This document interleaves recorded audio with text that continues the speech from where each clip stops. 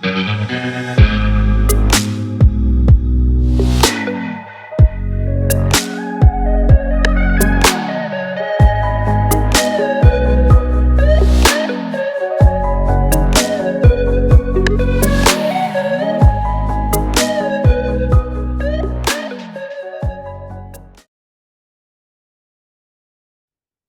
you guys. Welcome back to my channel. I'm Allie Wilkins. So we are in the 5 days of Infinite Beauty series. We're on day 3 today. And I wanted to share a question that came through from a participant in Infinite Beauty last year. And this question just like blew me away. And I think that it's something really powerful for all of us to sit in, whether you're going to join Infinite Beauty or not.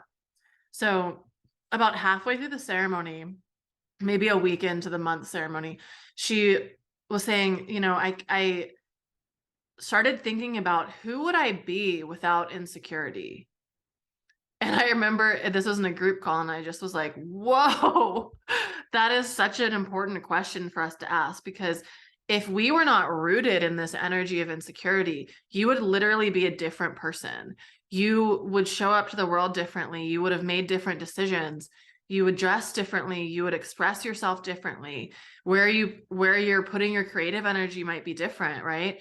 And so if you think about all the energy in your lifetime that has gone into the negative cycles that insecurity feeds, you know, I mean, just think about all of the comparison that you've done with other women, all of the judgments you've made about yourself, all of the different self-talk that you have criticized yourself or your body or your face or your hair or your skin or whatever it might be.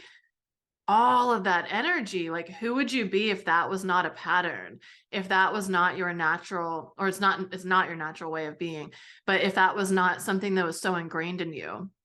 And sometimes we can have, I've seen this just in my coaching career so much, when something triggers our identity, our resistance becomes so much stronger because we're afraid to become a new person. We're afraid to change our identity because we don't know who we're going to be. We don't know. This is what the mind is telling us.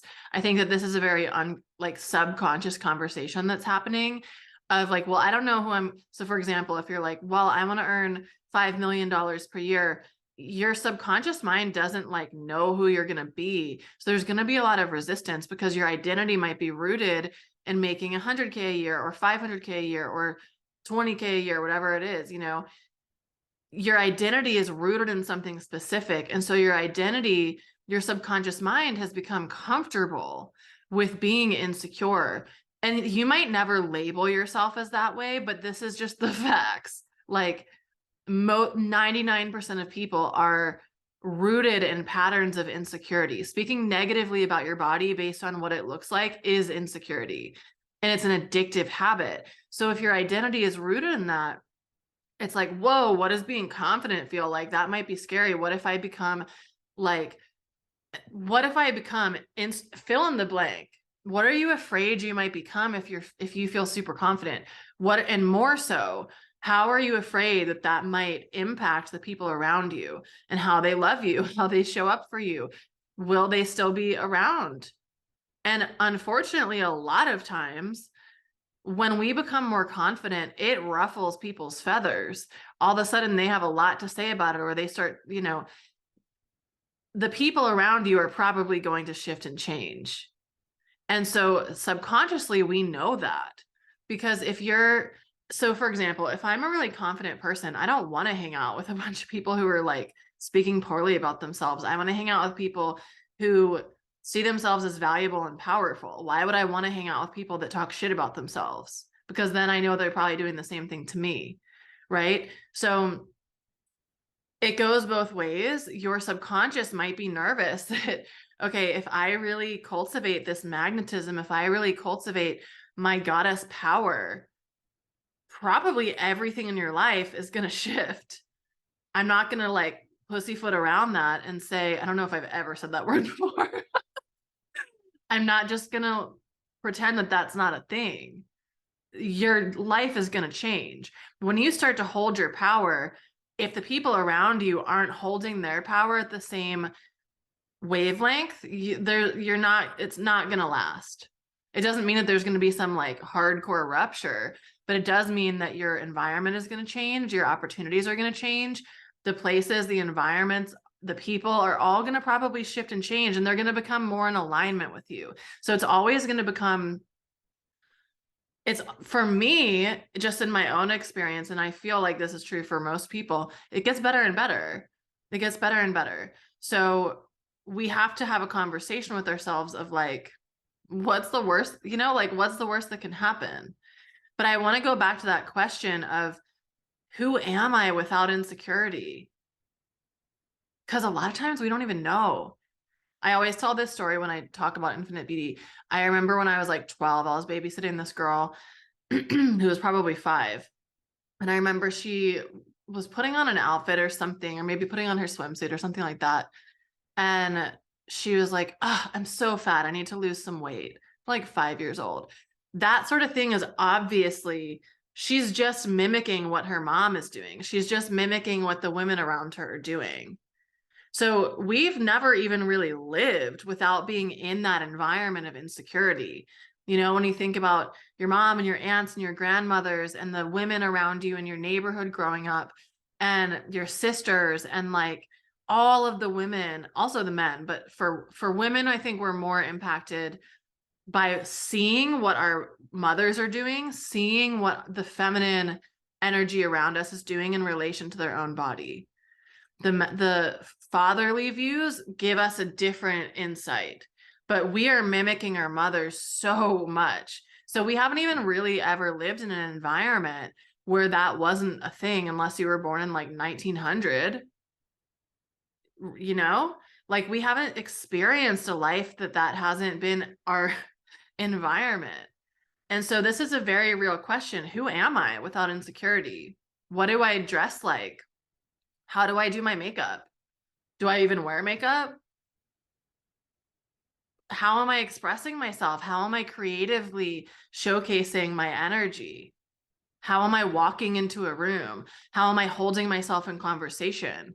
Because our insecurity, like you might just think you have negative self-talk, but that bleeds into every single area of your life. Like you can tell when people are confident and when they're not. I mean, most people, especially if you're intuitive like me, and you can like literally see through people, like, but most people have a pretty strong BS detector. Like it's hard to hide something.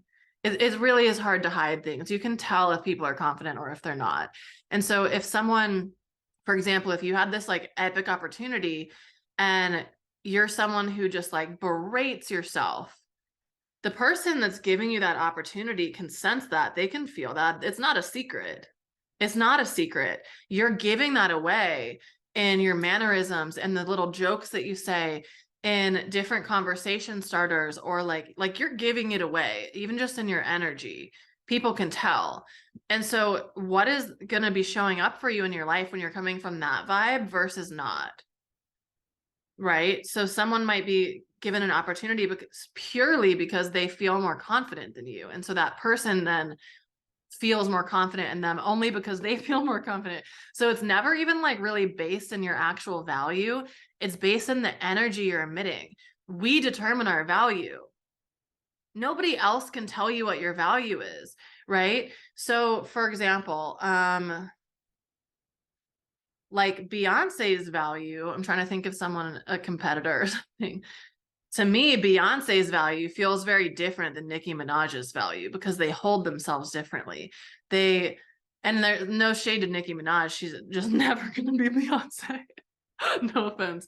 But like, you can think about that in response in anyone that you know, right? You could even think about your coworkers. Your value is determined by you. And then other people respond to the value that you hold. You could even say this, I could look at myself and say, in the past or even now, how I value myself is being sent out to all of my clients and customers. And so some people might purchase from me because they feel that value, or some people might purchase from someone else because they feel that that person's value is stronger. But regardless, it's never, I mean, maybe in some circumstances, but in most cases, that value is decided by the person, and it's how strong you embody that, right? So what would your life be like without insecurity, and who would you be? Who would you be? I really want you to just ruminate on this question for like a long time.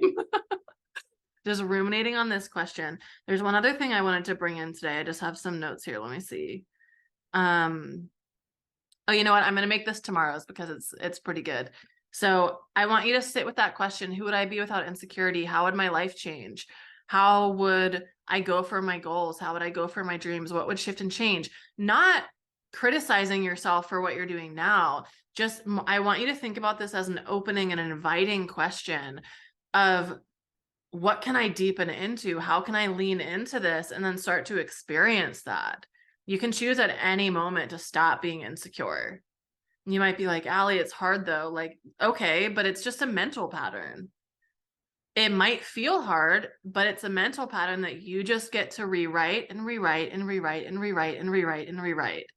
And the thing I love about Infinite Beauty is with this ceremony, it feels like it's kind of a shortcut, because you could just do this from a mental pattern, like noticing the thoughts and replace it with a positive affirmation or something.